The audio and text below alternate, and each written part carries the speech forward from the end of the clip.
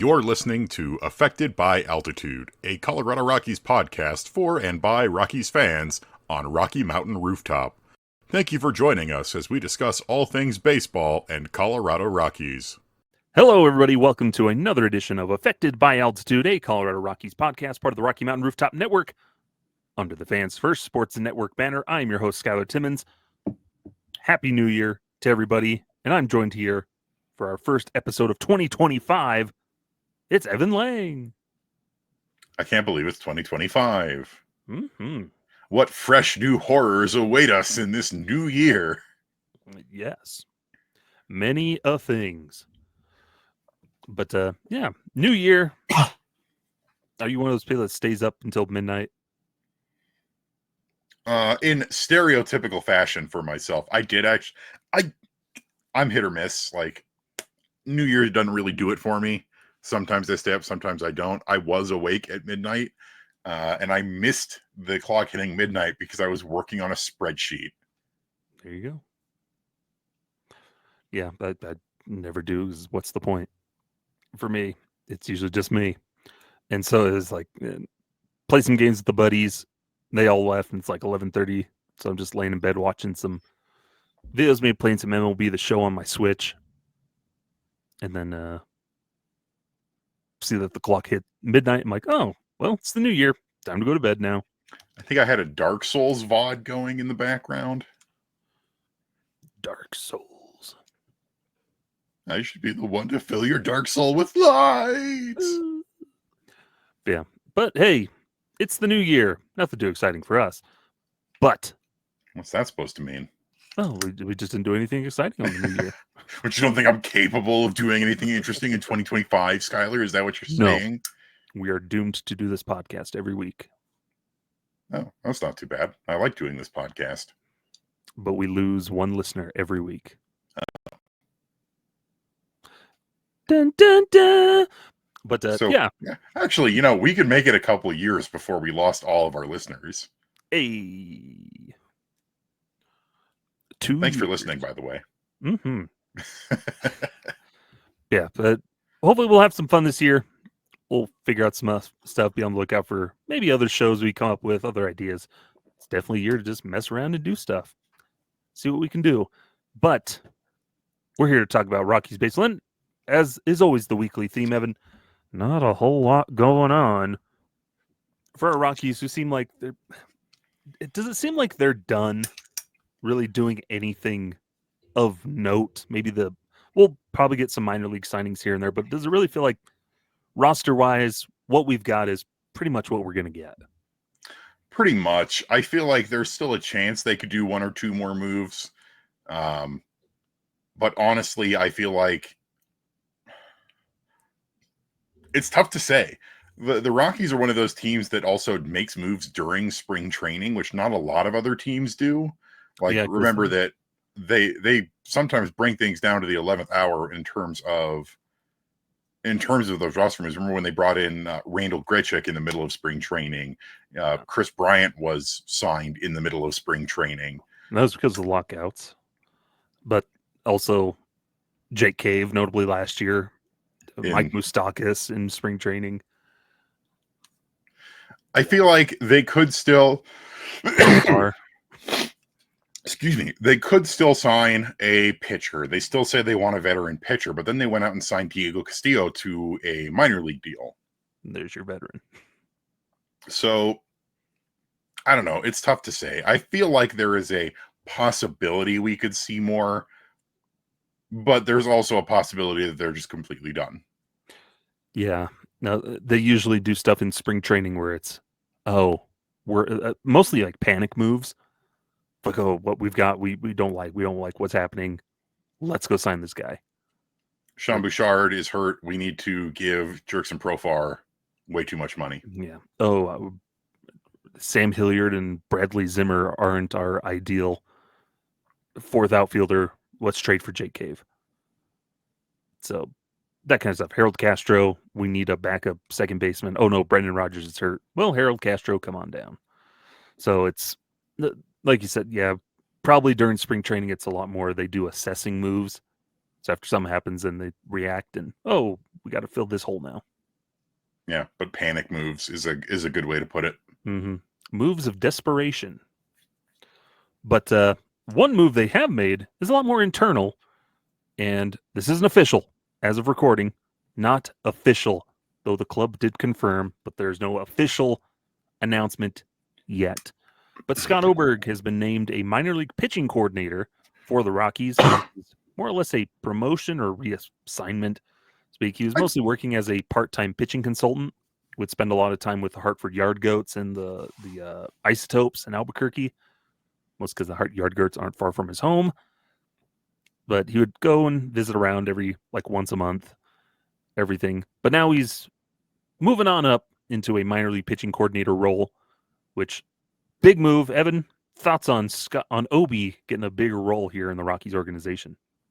I definitely call it a promotion, and I'm really, really excited and happy for Scott Oberg. You know, it was such a difficult thing to see, and I'm sure for him to experience when his career had to be medically ended due to those blood clots he kept getting. And he tried everything. Like, if you remember back when he was still trying to pitch, he tried so many different things. He had ribs removed. He had other surgeries trying to stop the clotting from happening, and nothing really took. And so he had to medically retire. And the Rockies did right by him right away in terms of keeping him in baseball, keeping him around the organization, did a bunch of different odd jobs, tried a bunch of different things, did some minor league assignments with players, has been working on a consulting thing. And now he's got an official, coaching and leadership role within the organization as the minor league pitching coordinator. Mm-hmm.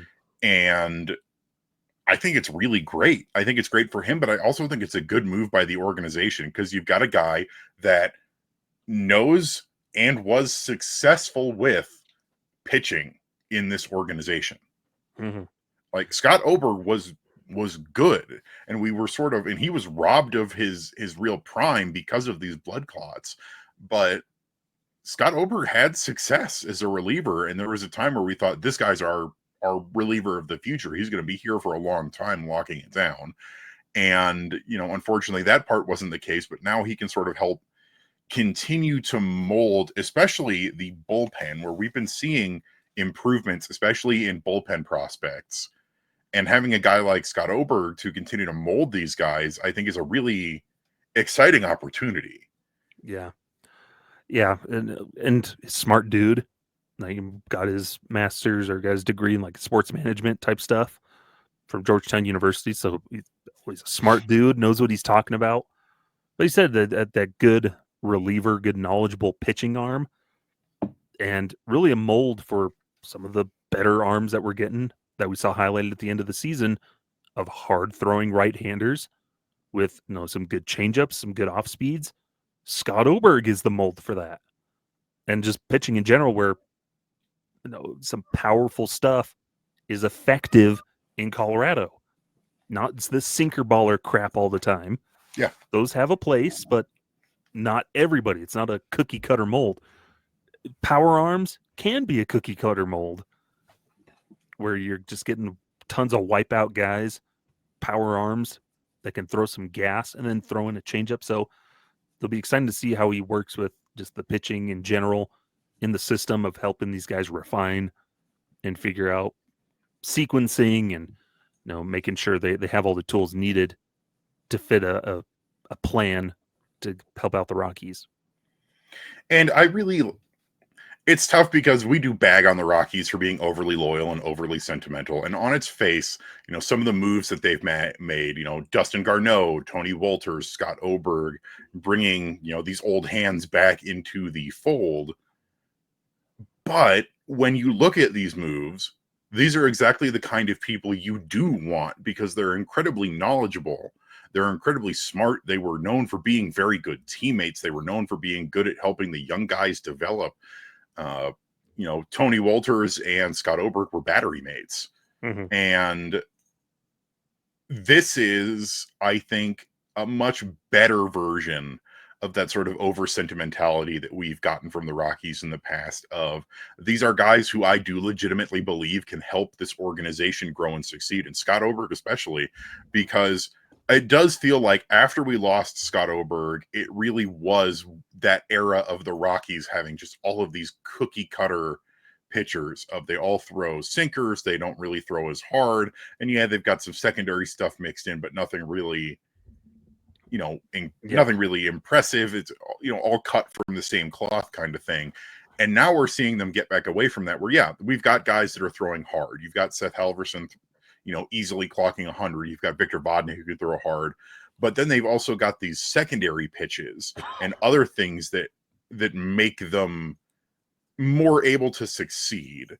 And having a guy like Oberg who can sort of mold that, I'm really excited. I think this is a great move.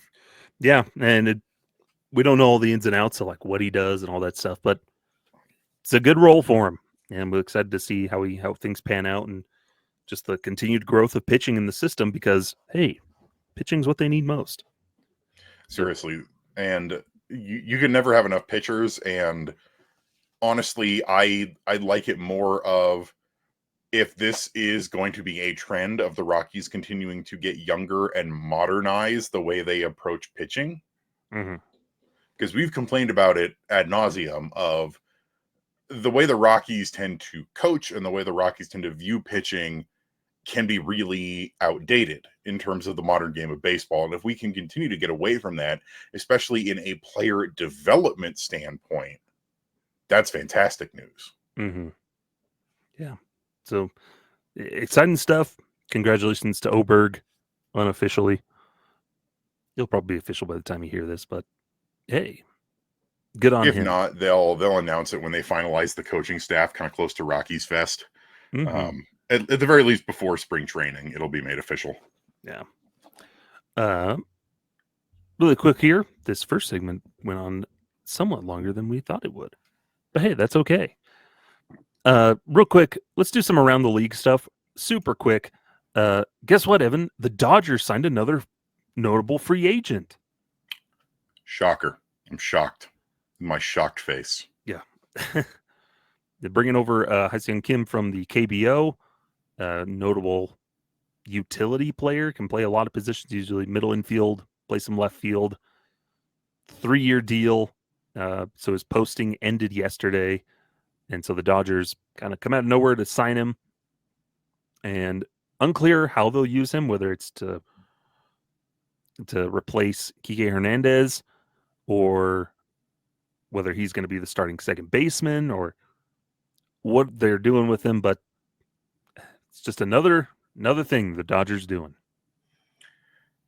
Yeah, right now it sounds like what the Dodgers are saying, and we have no idea if this is going to how it's end up, but what the team is saying is that it's still going to be Mookie Betts and Gavin Lux off the middle, but now you've got Ha-Seong Kim, who can play utility, who can play all of those positions. Drives me crazy. Apparently there were other teams in the mix, the Padres, the Mariners, the Angels, and apparently Shohei Ohtani was one of the deciding factors for Kim to end up with the Dodgers. Yeah, makes sense. Makes sense. When you have the opportunity to go play with the best player of this generation, one of the best players you'll ever see in your lifetime, you probably will go there. But I don't like it. Nope. But yeah, just another thing the Dodgers doing. Good for them. Who cares at this point? I mean, I care a little bit, but it's getting harder and harder to just not expect the Dodgers to sign everybody. Yeah. It's like, I want them to like miss out on a free agent, like miss out on Corbin Burns. And then it's that Patrick meme of like, you took my only food. Now I'm gonna starve. But yeah, I need to make that meme. Yeah, that's the Dodgers. But real quick, we wanted to touch on too, something we talked about in the past. Former Rockies, where are they now currently? Because there's been a lot of movement around in this offseason. Most notably, we have Alaris Montero and Jake Cave going overseas. Now, Monty will be in Japan, and Cave is in South Korea. I hope he's not in the north part. Yeah. Cave signed with, I think it's the Doosan Bears, and then Monty's going to be with the Hiroshima Carp. Interesting landing spots.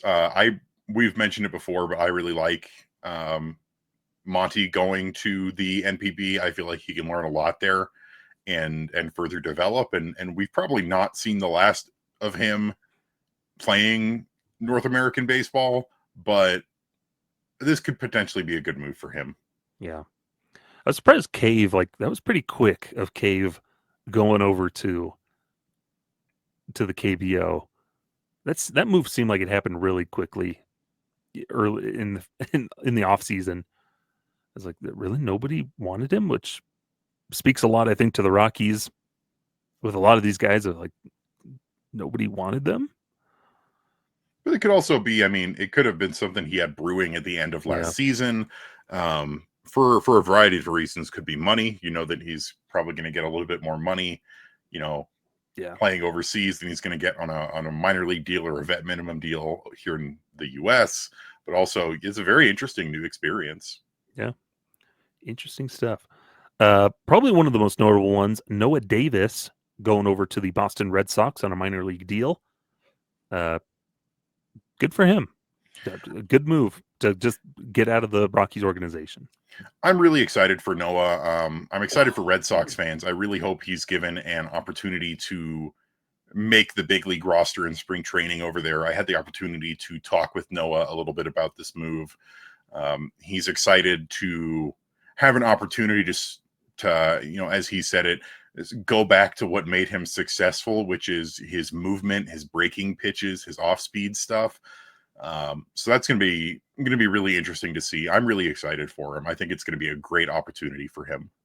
Yeah, whether it's coming out of a bullpen, figuring out just a spot with the Red Sox, who keep on trying to build up. They've made a lot of pitching moves this offseason, so he just enters into that depth mix, which good for him. Hopefully he can find some success there. Notable one coming back from overseas. It's Coco Montez going to the Tampa Bay Rays. Yeah, I like this move a lot. So Coco Montez was in. There's somebody making noise outside. Coco Montez went over like mid-season in 2024 over to the Yomiuri Giants and had a very good season over there. Came back and is now, from all we can tell, being given a real shot to make the team out of spring training. Like they like what they see, and he's going to be given a real opportunity. So that's super exciting for Coco. Coco was really good in the Rockies farm system, especially with AAA Albuquerque, but wasn't really given a whole lot of opportunity on the big league roster. Mm-hmm. And I would have liked to have seen us give him more. And again, this is another thing. I'm excited for him to have a real opportunity to crack a big league roster and move forward with his career. Yeah. No, at least nothing more, but definitely the Rays, with the way they operate, good opportunities there. Another one, Alan Trejo, who was a Dodger last year in their farms in AAA, is now a Texas Ranger on a minor league deal. Just more depth utility. Especially with some of the injuries the Rangers had in the infield last year. This is I think a good pickup for them. And again, super happy for Alan. He's a great guy, and I hope he does well. Keeps on going. Yeah, it's like most of these guys are going to be depth pieces. They're just depth minor league pieces. And they're like, yeah, we'll see what they do. They break glass in case of emergency. But next one, over to the Arizona Diamondbacks. Not really a notable one, but Connor Kaiser over to the Diamondbacks. It's a move. Really doesn't impact us much. Here's the big one, I think, because I think we talked about it. Like, it kind of seems like a shame that they're going to just lose him in some form, whether it had been a Rule 5 draft pick or other sense. But Willie McIver is now in the Oakland A's organization. Sacramento A's. Oh, yeah. Gosh. Technically just the A's. There's no city moniker. Ugh. The bumbling A's, we'll call them. But yeah, Willie McIver over with the A's of the team formerly known as the Oakland A's. That's how we'll get around it. But that seems like probably a big one. This is seemed like a missed opportunity because it seemed like the Rockies, and even early in the offseason, Thomas Harding was writing about it like, oh, the Rockies will like bank on players like Willie McIver and Braxton Fulford or Daniel Cope, who are yet to make their big league debuts. They'll help bolster just the catching tandem depth fight. But nope, he became a minor league free agent, and now he's gone.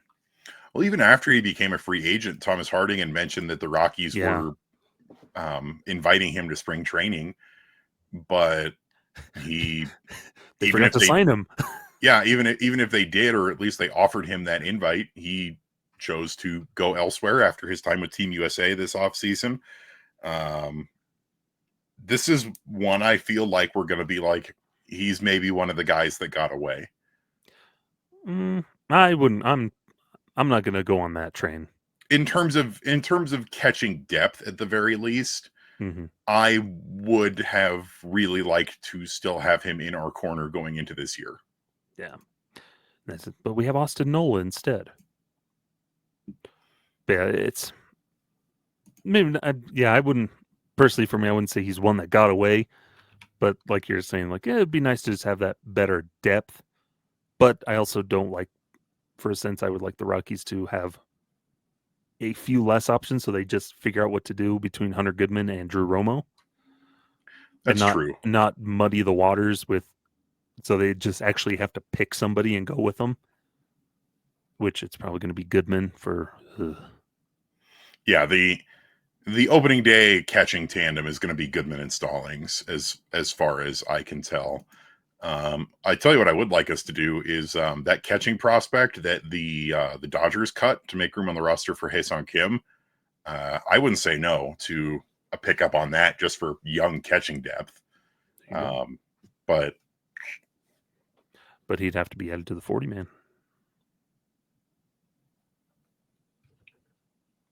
I believe ours is full, isn't it? Yes. I have no idea at this point. We're either at 39 or 40. I think it is 40. Yeah. Anyways. Yeah, William McIver, that's probably a tough one. But hopefully he gets a good opportunity there with the A's. If he can even crack through and be the backup to Shea Langoliers or whatever. Could be a good opportunity if he can get that bat going and keep up some good defense. So best of luck to the Willie Mack. Other ones, Vladimir Restuyo is with the Milwaukee Brewers, along with Jimmy Herron, is what you said? Yep, Jimmy Herron to the Brew Crew with Vladimir Restuyo. Vladimir. Yeah, it's just outfield depth. Jimmy Herron, I think, he's getting older, so it's like not a huge loss. It's going to be tougher for him. For him. He was a ton of fun to watch in AAA, though. Mm-hmm. He was an absolute blast. I loved watching him with Albuquerque. And Vladimir Restuyo, a former pretty highly ranked prospect in the Rockies organization. Yeah. Free agent, went over to Milwaukee. Again, like there's not a whole lot we can do other than wish these guys the best. It's sort of, it's one of the costs of doing business with minor league baseball. There's, especially now that there's less spots to go around, you've got to let some guys walk to continue to bolster your ranks and change things out and keep the farm team fresh. Yeah, and be able to sign like minor league depth pieces of the veteran guys who can be called upon to join the big league team at a moment's notice, and like the cannon fodder. You got to make room for your Fernando Abads and your Austin Nolas. But I think it also points to a lot of these guys moving on of just the talent that's moving up through the system, and players that are finally reaching up to AAA, like Zach Veen. You got Yanquiel Fernandez up there, Benny Montgomery, who seems to be in the Rockies' plans as he recovers from injury, and hopefully can have a good year. Maybe even start up there in AAA or get a start there in AA. So there's guys moving up through the system, and it's just kind of pushing some of these older guys out. A lot of those free agents, I think, were coming from AAA Albuquerque. Yeah, the large majority of our minor league free agents this year were older players, and by old, we're talking like 25 years plus, who have been mostly playing in AAA because we've got to clear space, especially in AAA, because we've said it time and time again, the Rockies farm system has been very bottom heavy recently, and it's finally starting to balance out. And we're going to see a dramatically different AAA Albuquerque team. Yeah, and it's like we said last year, like you don't try to hold on to some of these guys on minor league deals like a Restituyo because he used to be one of our highly touted prospects. No, he's got to move on and make room for the other guys in the system who are moving up and a little more highly touted. But again, that points to like Rockies keep that flow going. Don't block it at the major league level, which they're already doing. But Chris Bryant needs to be able to play first base and right field. Yeah. He's going to be our pinch runner in critical situations. Well, and then it's the same with some of the older players. Is the Rockies keep saying that Sean Bouchard is in their plans, and I love Sean Bouchard, but the dude's darn near 30. Yeah, he's been injured for the last couple of years and not performed very well. You can't take that. It was the same with Peter Lambert, where you saw glimpses here and there. Oh yeah, Peter Lambert was another one. Didn't he go overseas? He went to Korea, or he went to the KBO, or he's in Japan. Yeah, Peter Lambert went to the Tokyo Yakult Swallows. There we go. That's the other one. I was trying to figure this out, and that's the one I was thinking of. Yeah, so there's these guys that they kept holding on to, like, oh, we had a glimpse, and we know what they can do, but they're just not able to do it because either injury or just not doing it performance-wise. But they held on to him. Like I said, like we like Sean Bouchard. He's in that same camp as Connor Joe. We're like, older guy, not really a game changer. Do we really need him in any aspect? See, I still miss Connor Joe, but I also recognize that a lot of that is sentimentality. Yeah, you like the person, but the player, take away who he is as just the player and his stats. He was fine. Yeah, but like, we don't need him. We don't need a lot of players. Can do better. But I like him. Proceeded to not do better. He had a couple pretty good seasons in Pittsburgh. Also got non-tendered. Yeah. I mean, Garrett Hampson has now had 2 pretty solid seasons with other teams, with Miami and then Kansas City in 2023 and 2024, and hasn't been brought back either time. Mm-hmm. He has entered the journeyman's life, which means Rockies. He's available. We have no room for him. Oh, who can we cut? We'll cut. We don't need Ezekiel Tovar, right? Cut him. Bring back Garrett Hampson. We'll trade for Nolan Arenado. Mm-hmm. We'll get DJ LeMahieu back. We'll get the band back together. 6 or 7 years too late. Well, he played in 113 games last year. Hampy? Yeah, with the Royals. Yeah, he had a pretty solid season. 231 plate appearances, though. Lots of pinch running, lots of pinch hitting. Yeah. Defensive substitutions. Again, largely playing a super utility role, but yeah, I'm happy for him. Like everybody knows I love Garrett Hampson. Yeah, it's the thing is, this is actually this team doesn't exactly need a random utility. They don't need a Terrence Gore on their team. Can I show off something stupid I bought before we go to break? Ugh, I Please. guess. You have a problem. I do have a problem. Get some help.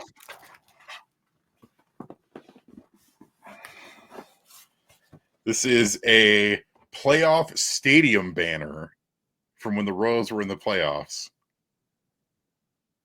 Gosh. Stop it. Get some help. If you do buy too much baseball memorabilia, stop it. Get some help. Look, I admit I have a sickness, okay? I can do without the judgment. It's supposed to be a judgment-free zone.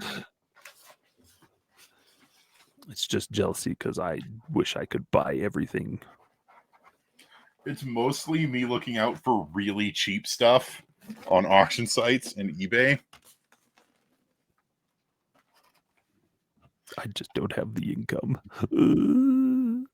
Even for the cheap stuff. But that's okay. Donate to Skyler's Patreon. Yeah. Fund. We need to fund him towards the same kind of sickness that I have. Yeah, awful. It's just a charity stream, but it's just to but so I can buy Rockies memorabilia. Actually, that could if people were willing to put in the money for it, what would be a legitimately stupidly entertaining stream is having people basically we find cheap memorabilia from obscure Rockies players of the past on eBay or something. And auction them off for charity. Sure. Or auction them off for my collection. No. You can find some really weird stuff. Skyler, before we go to break, give me an obscure Rockies player.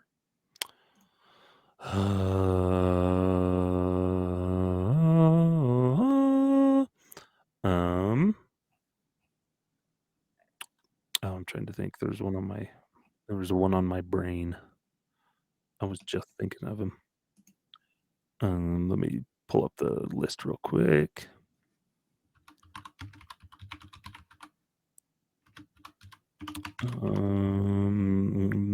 Bruce Billings.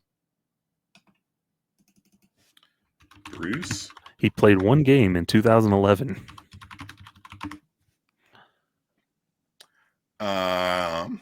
Let's see.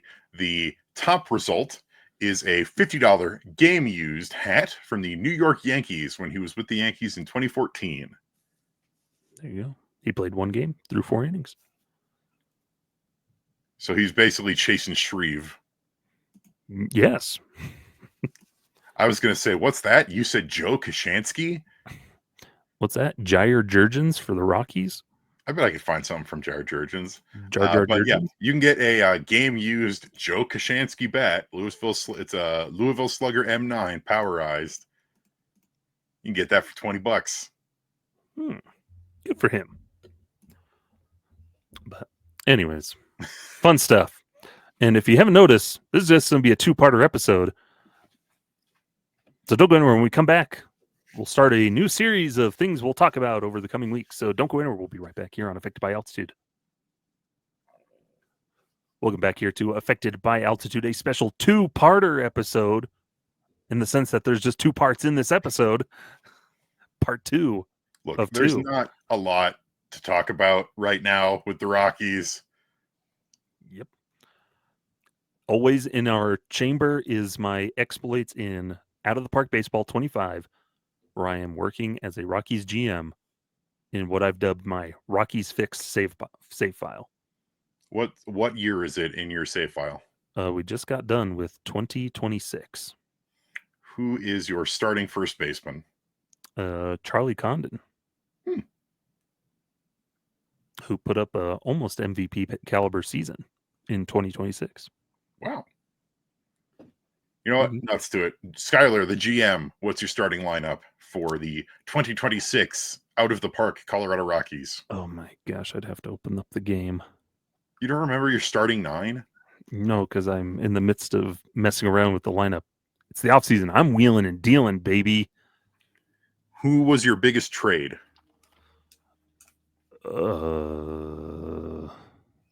There's been so many. For the 2026 season, I did a trade that I needed an outfielder because just right field has not been panning out, because Jordan Beck hasn't been panning out, Zach Veen hasn't been performing. So I actually acquired Masataka Yoshida from the Red Sox. That's an interesting move. It was actually he had a really good year. Good for him. Put up like fictional 50. Masataka Yoshida, the future right fielder of the Colorado Rockies. I'm working on trading him now. I'm wheeling and dealing, baby. Okay, as of now, I have Brenton Doyle, center field, Adiel Amador at second base, who won the batting title in 2026. He's currently 5 stars overall, 5-star potential, because I gave him the starting role in 2025 and just let him roll with it. And guess what? He put up 16 home runs that year and then 23 home runs in 2026 in a .333 batting average. Nice. And I gave him a nice contract extension for the next 10 years. And then Tovar, Charlie Condon, Chris Bryant, who has been healthy and productive. He's had 44 home runs over the past 2 seasons. Wow. He hit 290 in 2026 in 147 games. Is he your DH? Yes, primary DH. I personally never put him, but sometimes he will sub in at first base. But that's hardly ever. You see, that is pretty much exactly what we want from Chris Bryant. Just be the DH. Be healthy, be somewhat productive. We're golden. He played in 161 games in 2025. That's how we know this is fiction. Then Nolan Jones, have him in the outfield. He's been kind of average. I have Sterling Thompson as my starting third baseman right now because I got rid of McMahon. Where'd you trade him to? I think I sent him to Seattle.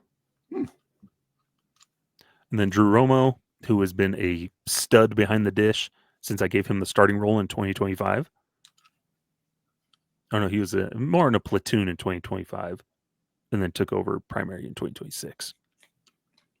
And then, it was Masataka Yoshida in left field. He had 15 home runs in 108 games with the Rockies in 2026.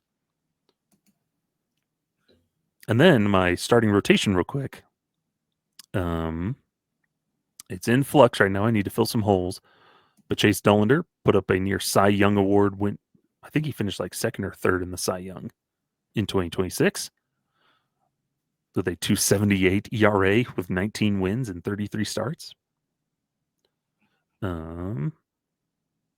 Trevor Rogers, oddly enough, I signed a minor league contract in 2025 and then had a good year and then a really good year in 2026. Interesting. So he's been real good. I had acquired AJ Puck in some trade with the Diamondbacks. He's been really good. Who did I send? What was the trade that got him? Oh. Yeah, traded by the Arizona Diamondbacks to the Rockies along with starting pitcher Yumin Lin and $1.5 million in exchange for Braxton Fulford and Henry Lillane. Well, all right then. Yeah. So went 92-70 in 2026. Had the top wildcard spot. Finished 4 games back in the division. Then we got swept in the I believe in the wildcard series. We got swept. That's unfortunate. Or what was it? Yeah, I'd have to look back. I just know we got swept by the Dodgers in something. Yeah, it do be like that sometimes. It was unfortunate, but yeah, that's where I stand. Free agency has just started as I enter the 26-27 off season. Oh wait, no, yeah, we won the wild card, then got swept in the division series by Los Angeles. If you want us to talk more about fictional exploits in video games where we fix the Rockies, do let us know because that is something we're kind of looking at. Hey, it's fun stuff. Yumin Lin had a good year. I got a nice prospective pitcher to add to my rotation. He had a good 2026. Yeah. We always get comments of like, I could run this team better than Dick Monfort / Bill Schmidt / Bud Black. And this is where we put our money where our mouth is and make go to the computer and go, in just my second season, I got it done. I'll show those jocks. I'll get this team up and running. I will admit I did have to adjust a couple of the stats, just player editors of Condon and Dollander, because they had them as like 2-star potential. 2-star overall. And I was like, this is not accurate. There's always some tweaking that needs to be done. A buddy of mine used to, I don't think he does it anymore, but he used to go through and do big roster edits, especially for prospects in MLB The Show, just to make everything more like realistic with what they actually are. Yeah. Out of the Park needs that. They're very harsh on everybody. Like every pitcher is better as a reliever. They get an extra star and potential as a reliever. Like, no, you're a starting pitcher. I don't want you, Luis Severino, as a closer. You know what other computer tends to be really harsh on people? Fangraphs projections. Whoa, what a segue. I saw my advantage and I took it. That's what heroes do. But yes, that's something we wanted to do here in these coming weeks leading up to spring training, is just maybe take a player or a position and just sort of talk about it, projections, what it looks like, to kind of be a primer as we head into spring training. What's it going to look like? What's the outlook? And what can we expect, hopefully, from some of these players? And the first one, probably the best one to start with, the top Rocky in 2024, our center fielder, 2-time Gold Glover, who has continued that trend in my Out of the Park baseball. He has won, he won it both in 2025 and 26. So that's 4 straight. And honestly, I think that's an actual possibility for Brenton. You know, in video games, you're always like, wait, who did what now? But for Brenton Doyle, with how good he is as a defensive center fielder, I do legitimately believe that like 4 straight Gold Gloves is entirely within the realm of possibility for him. Yeah. But we've wanted to look over some of his projections and just talk about what expectations could be or what we expect out of Doyle in 2025. And starting here, Evan, with over on Fangraphs, that's really where the only projections that we're finding are right now. Baseball Reference doesn't have theirs up yet on guys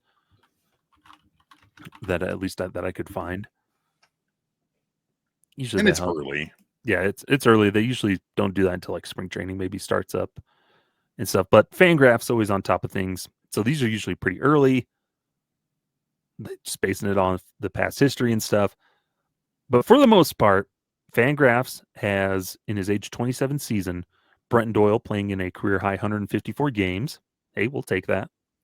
Even though the Rockies are like, we need to rest guys more.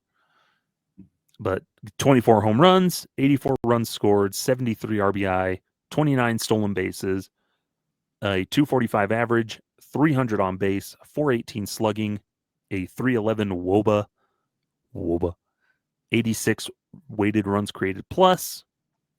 He would be worth 2.3 FWAR. And I think this is where we can start, Evan.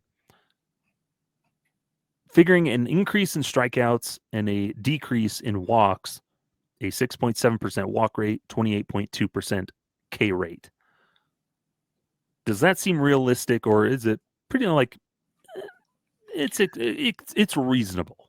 I think it's reasonable within the realm of how your strikeout rates and your walk rates can fluctuate. It's not terribly far off from what he's at. And honestly, I think as long as Brenton Doyle stays below a 30% strikeout rate like he did last year, I'm going to be happy with his performance. What's really interesting is that the main Fangraphs projections for Doyle are actually a little bit different from the Zips projections. That, you know, Dan Szymborski and the folks at Fangraphs started putting up earlier in the offseason, where they're not too terribly far off, but they've got Doyle hitting 252, 303, 423, and being worth 2.9 wins above replacement. So they're banking on, that one's like weighting a little more towards, he's going to pretty much keep that same offensive production. There's not going to be a decrease, which I think that's where we kind of both agreed with that. The Steamer and Fangraphs DC depth chart projections or whatever. Yeah, we don't think he's going to digress offensively the way those projections are. Whereas Zips and whatever seems a little more apt of, he's going to continue that consistency he had in 2024. Yeah, and Fangraphs tends to be conservative with how they look at players from year to year, where almost always you look at it and it's a decrease, or they get worse in this and they get worse in that. And honestly, outside of projections, my expectation for Brenton Doyle is a lot higher than the projections put him at, because I think he's shown that he can continue to develop and learn. And if he continues to do what he did like over last offseason and through the 2024 season, you know, I do think another 2020 season is not only just possible, it's likely. We know that he's going to steal bases. We know that he's got the pop to hit the home runs. I would like to see his walk rate increase, but I would like to see that with pretty much every Rockies player, regardless of who they are. Yeah, that's the thing where I point to, is that on-base percentage has to get better. And that goes to walk rate. It's still, I think, what, MLB average is about like 8%, something like that, or so. If I can look at here on Baseball Reference. Yeah, so MLB average is about 8.4% walk rate.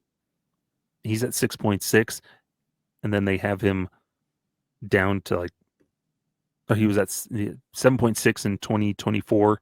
They have him going down to 6.7, which is a career average between these last two seasons. That's something he's got to increase. If he can get that up to an 8% or even a 9%, but I think even just getting to league average, I think it's going to really help him out. And that would be an expectation for me, as we saw him in 2024 focus on lowering the strikeouts. Yeah. Yeah, he really did that. Increase the walks, but really it was the focus of lowering strikeouts. And I talked about this in my article on Purple Row last week about, you know, the moves that Ezekiel Tovar needs to make and how he can emulate Brenton Doyle. Is Brenton Doyle in his rookie season, in terms of whiff percentage, strikeout rate, and walk rate, was, putting it bluntly, one of the worst in the league. His whiff rate was in the bottom 4th percentile at 35.8%. His strikeout rate was the bottom 1% in the league at 35%, and his walk rate was the bottom 8% at 5.1%. And you look at just the difference between 2023 and 2024, and you can tell that he's figuring things out, because his whiff rate still fairly high, but it's no longer in the bottom 10 in terms of percentile. Same for his strikeout rate. So he went from whiff rate is now the bottom 19%. Strikeout rate is now the bottom 27%. But what's really important to look at is his walk rate, which went all the way up to 7.6. That's almost in like the middle of the pack range. Yeah. That's almost league average. It has him in the bottom 45th percentile among league hitters. Mm-hmm. And if he can continue to improve, like he's shown that he can keep doing it. Like, that's the thing. You can't get complacent. Brandon Belt is a guy who I quoted, where the best players never stop learning and never stop adjusting. Mm-hmm. And that needs to be Brenton Doyle. That needs to be Ezekiel Tovar. But for Doyle, who was the most valuable Rocky in terms of wins above replacement in 2024, keep pushing that up. Keep pushing your limits and keep learning, because the projections are always going to be fairly conservative. I've said that now like 5 times in this episode. But then that just gives you something to beat. Mm-hmm. Yeah, I was just looking, because this kind of transitions. The expectation is that he is going to be the Rockies' leadoff hitter in 2025. That's what Bud Black was talking about at spring training, reported by our friends Patrick Lyons and Christian Saez, saying, yeah, Bud Black said the expectation he's going to be the leadoff hitter in this post Charlie Blackmon era of the Rockies. And that's something, hopefully, that I think where Doyle's going to have to make some of these adjustments to maximize his impact as the leadoff hitter. Because I was looking just in 2024, among players with at least 500 plate appearances batting first out of the leadoff spot, the lowest walk rate was 3.6, but that was at least Arias, so he's kind of the outlier here. Yeah, because he don't walk, he makes contact. Yeah, 4.3% strikeout rate. But Jose Altuve at 6.9%. That was the lowest without Arias in there. Then it's 7% by Jaron Duran, 7.2 by CJ Abrams, 8.2 by Yandy Diaz, Francisco Lindor, 8.4. So most of these players, over half this list, is above league average walk rate. You have Kyle Schwarber at the top with 15.3%, but he's kind of an anomaly with his high strikeout rate too. But Gunnar Henderson, I think in this era, Gunnar Henderson, a 10.3% walk rate, 22.2% K rate. I think that's the ideal sweet spot for Doyle, who could also then find himself 31 home runs. He could have a 30-30 season. But it's somewhere in that range of an 8 to 10%, even the 7, like 7 point something to 10% walk rate. Man, that would be ideal. Yeah. And you compare him to Charlie Blackmon, who's been the Rockies, best leadoff hitter in franchise history. And that's the thing is, like, Chuck only had, from 2017 through 2024, Chuck only had one season where he had a walk rate below 7. Mm-hmm.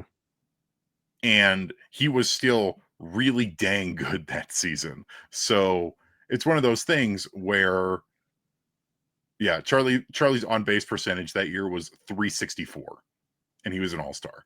Mm-hmm. The most important thing for the modern leadoff spot is getting on base. And if you're not going to get on base, then you got to do some damage. Yeah. And we know that Brenton Doyle can do the damage.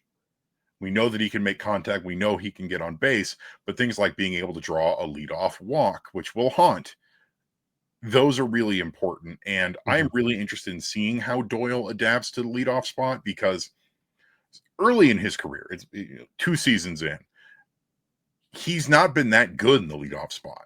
Yeah. He's done his best work in the middle of the lineup. And it's a big adjustment, because it takes a very specific mindset and skill set to be a good leadoff hitter. Yeah. And that's not to say I don't think he can do it, because I do, but I'm just curious to see how he goes about it. Yeah. Again, on that list I was talking about, again, like 500 plate appearances is usually like a good benchmark for a qualifying. And of these guys on this list, the strikeout rate, the lowest one or the highest one is Schwarber's. Other than that, everything's league average with Gunnar Henderson or lower. And so I think that's where Doyle is going to have to make the biggest adjustment still, is continue to lower those walks to make it a league average. He's got to bring it down, 3 points, 3% down to 22 at least. I think that'll be the good benchmark. And then whatever happens with the walks, ideally you'll be around the 7 or 8 would be nice. Mm-hmm. But it's those strikeouts. If he brings those down, you're going to be in a lot better position. Because the lowest average among these players was Marcus Semien with a 240 average. But we also know that Marcus Semien will throw out 21 homers and be pretty productive. But he's probably the weakest out of this bunch on here with 100 weighted runs created plus. Here's an interesting bit of trivia for you. Which position in the lineup has Doyle batted in throughout his career? So this is both 2023 and 24, where he has struck out the most. And I will tell you, it is not close.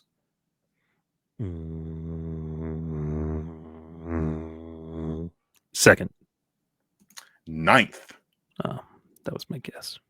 And I'm willing to bet this is because in his rookie season, he was batting in the bottom of the lineup a lot.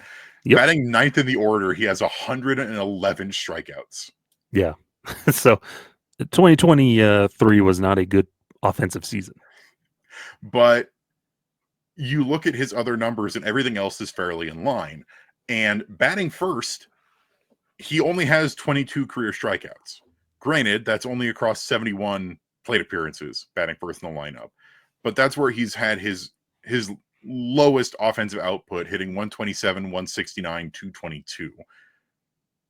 And that's something he's really going to need to work on, because he has done currently his best work in more the middle of the order, batting third or later. Batting fifth is where he does his best work right now. Batting fifth in the lineup in 76 plate appearances, he's got an OPS of 1.191. Mm-hmm. So it's one of those things where we're going to need to see a lot of adjustment from him. We're going to need to see changes. And I think he is up to the task. I do. Yeah. But it's not going to be easy. No, yeah, he's got to set the table for that offensive. If Doyle can take it to the next level, or let's continue to improve out of that leadoff spot, it's going to set up that rest top of the lineup a little bit better. It's a mess right now, but I expect like a Tovar than McMahon or Bryant somewhere in there. I really hope they don't hit Bryant third, but my guess is that Tovar is going to be hitting second in the order. And I think that's his best spot, but we'll be if Doyle can figure out being the leadoff hitter and either, you hit a bomb or something, or you set the table for Ezequiel Tovar, that is a dangerous 1-2 punch. I like that a lot. You just hope Tovar doesn't swing at the first thing he sees and then hits into a double play. True. But if Doyle gets on base and then he steals second, double play negated. He's going to have to steal second on everything that's not a double. Also true. Yeah, double plays drive me insane.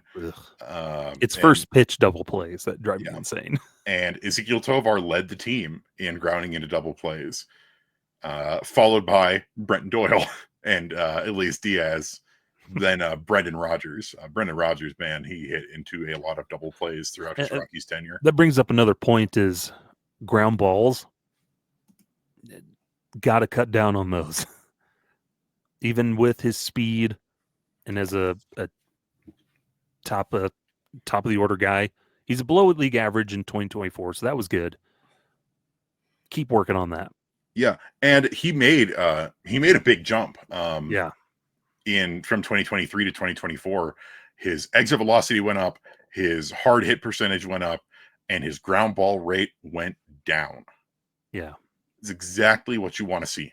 Yeah, so those 3% from 2024, carry those over, and I think it's just gonna be the selection and just discipline and recognizing at top of the order is gonna make a big difference for him. And a lot of the things that he's been working on are things that are really going to help him with that. We talked about the mechanical adjustments he made and how he made them that prioritized simplifying his swing and improving his plate vision.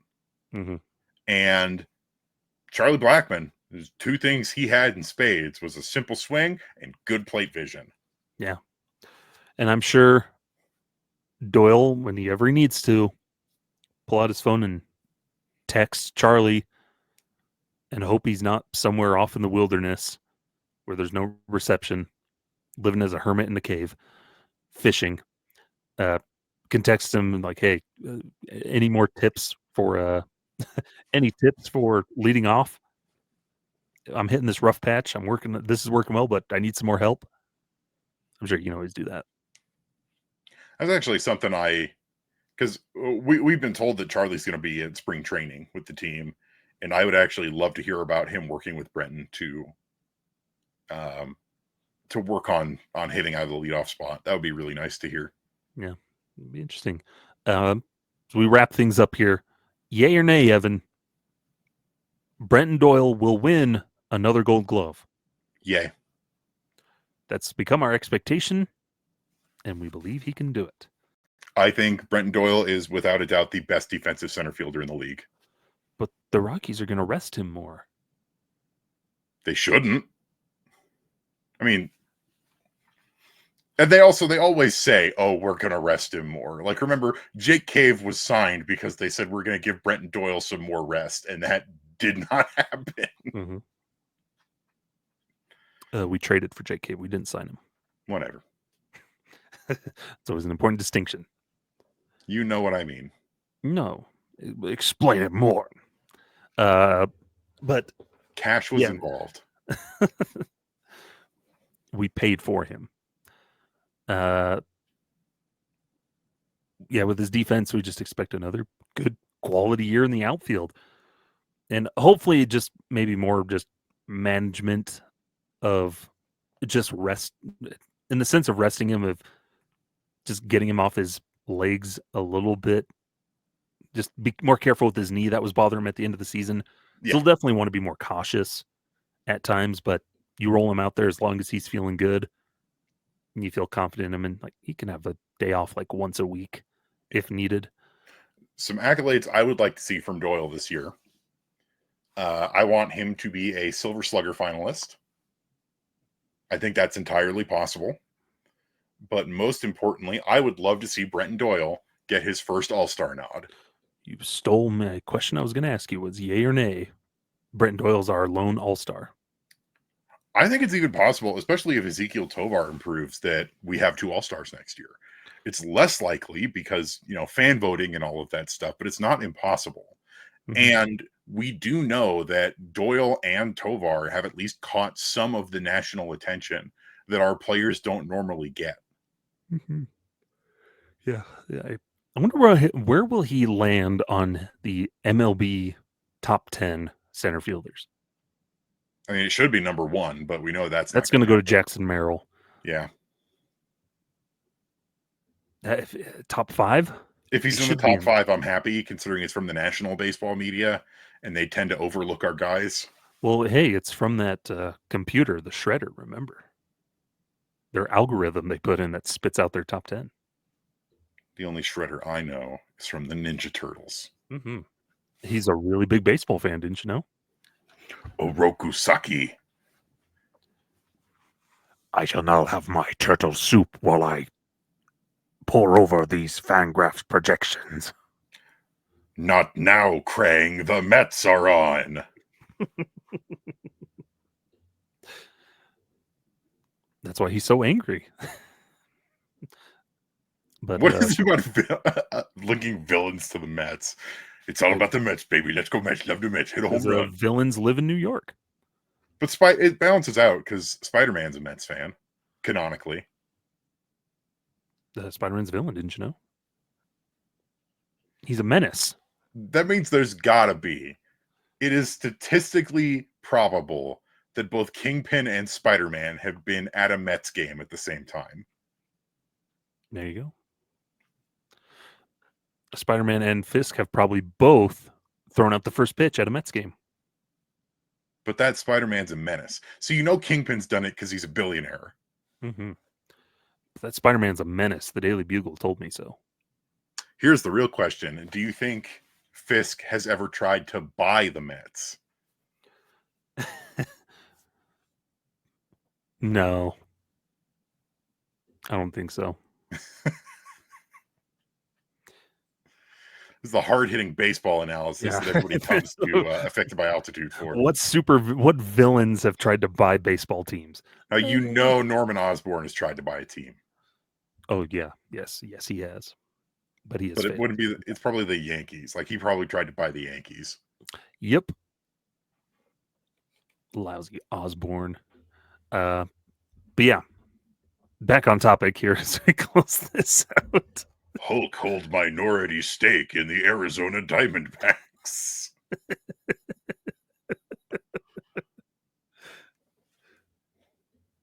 Hulk happy we signed Corbin Burns.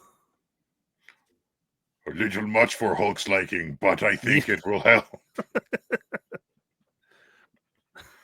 Hulk like better than Jordan Montgomery. Jordan Montgomery contract albatross. Hulk smash it. But that's so stupid. But there's a new bit for 2025. Which comic book character owns a minority stake in which team? I hope Daredevil owns one in the Rockies, but just for the sake of him not having to watch the games. Why? No, that would actually be worse for him. It's because he's blind, like most Rockies hitters. Oh, but he has those heightened senses, so like he suffers through everything, even worse than us. He can taste the failure. Nah, I bet Daredevil's never even been to Colorado. I hope not. But yeah, finishing off here with Brenton Doyle. I think our expectations, though, like you said, all-star season, another improved season, just continued improvement, and hopefully just need him to stay healthy. I think that's the big thing, is just hope he can stay healthy, that center field doesn't wear him down, further break him down. Especially when he's very cavalier in terms of his defensive style. Yeah. It's like people are like, aren't you worried about getting hurt? And he's like, no. Yeah. And like, you can't worry about it, because then that impedes your ability to play. But you just hope when he does make one of those diving catches or jumps and bangs into the wall, you're like, oh, please don't hurt. Please don't be hurt. When he leaves a sizable dent in the center field wall at Coors Field. With that padding that does absolutely nothing. And he runs into the padding when there's a metal bar right behind it. What's gotta really hurt is when he makes one of those diving plays on turf. Because most fields with synthetic turf, it is not soft. There's a couple stadiums that have done some really cool new stuff with synthetic turf. The Texas Rangers down in Globe Life, instead of it being like the thin layer, and then you've got your rubber pellets, and then you've got basically concrete underneath it. They do this thing with coconut husks and a bunch of other stuff that makes it a lot more springy. It's legitimately very cool. It's very cool technology. It absorbs moisture a little bit. And they've got to keep it somewhat moist, but it feels a lot more like actual grass in terms of give. It's not just you slamming down into what is essentially carpet over concrete. Mm-hmm. Yeah, fun stuff.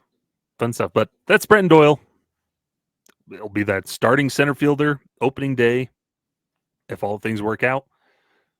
Get through spring training unscathed, which it's the worst part. You have to get through a month of evil on me. You have to get through a month of games before you even start thinking about opening day now. Like, I mean, that's every sport though, and baseball at the very least is, I think about all the injuries you get in like football preseason and hockey preseason. That's why they've cut those preseasons down. But you're never safe. You are not safe until opening day. And even then, you can fall down the stairs while carrying meat. Mm-hmm. You can get a wrist infection from a watch. Who'd that happen to?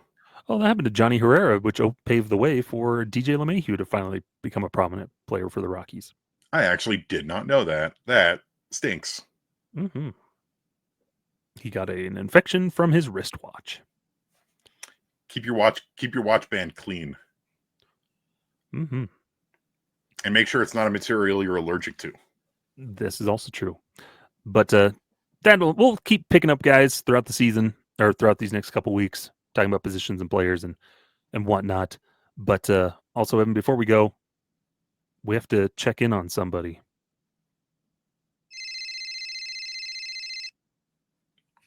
Hello? Hey, Chris Bryant, we just wanted to wish you happy birthday. It's January 4th. It's your birthday. Oh, thank you. You're 33 years old.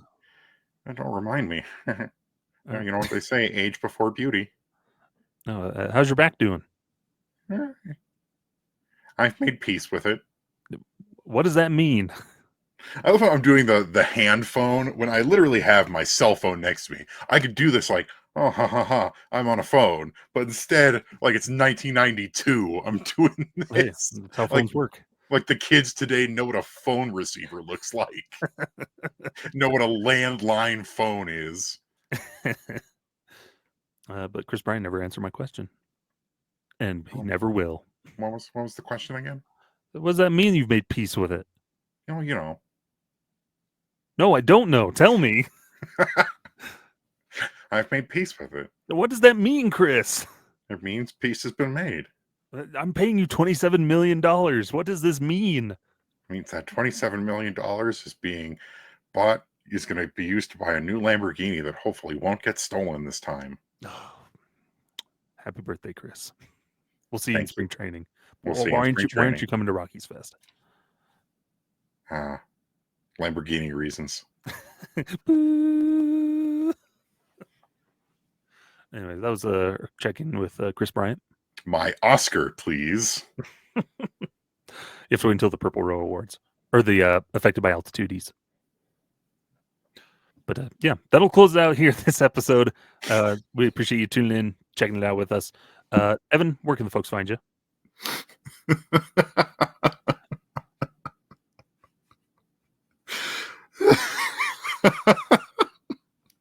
So stupid. You can find me over on Blue Sky at evanlang27.bsky.social. I promise I do not do as many stupid bits on social media as I do on this show. You can also find me on purplerow.com writing the Monday Rock Piles. And starting back up soon, now that we're here in January, Pebble Reports. Probably more on a monthly or every couple weeks basis until the spring training starts, or at least the minor league season starts. Then those are going to go back to going weekly. And you can also find... you can find Rocky Mountain Rooftop on all of your favorite podcasting platforms, including Apple Podcasts, Google Podcasts, Spotify, iHeartRadio, and the like. You can also always catch the video version on youtube.com, and you can find Rocky Mountain Rooftop on your favorite social media platforms, including YouTube at Rocky Mountain Rooftop. That's at ROCKYMTN Rooftop. Nice. You can find me over on Twitter, sideline_crowd, and then at Blue Sky STimmons13. .bsky.social, and then find me over at Purple Row writing Wednesday Rock Piles and writing stuff over at fansfirstsports.com. Good stuff. But again, appreciate you tuning in. We'll have some fun here in 2025. Keep following along, subscribe on all our favorite platforms. YouTube people that are commenting, we see you, we appreciate you. I know we're not very good at responding or interacting with it, but we do see it, and we do appreciate your interactions and comments and all that good stuff. But until next time, this has been Skyler and Evan. I just realized my name is weird on my title thing. We'll see you next time. Farewell. You just love the social media handle that much, everybody. Mm-hmm. This has been Affected by Altitude, a Colorado Rockies podcast with Rocky Mountain Rooftop, a proud affiliate of the Fans First Sports Network. Catch new episodes every Monday on wherever you get your favorite podcasts. Be sure to follow us on YouTube as well for video versions of the show.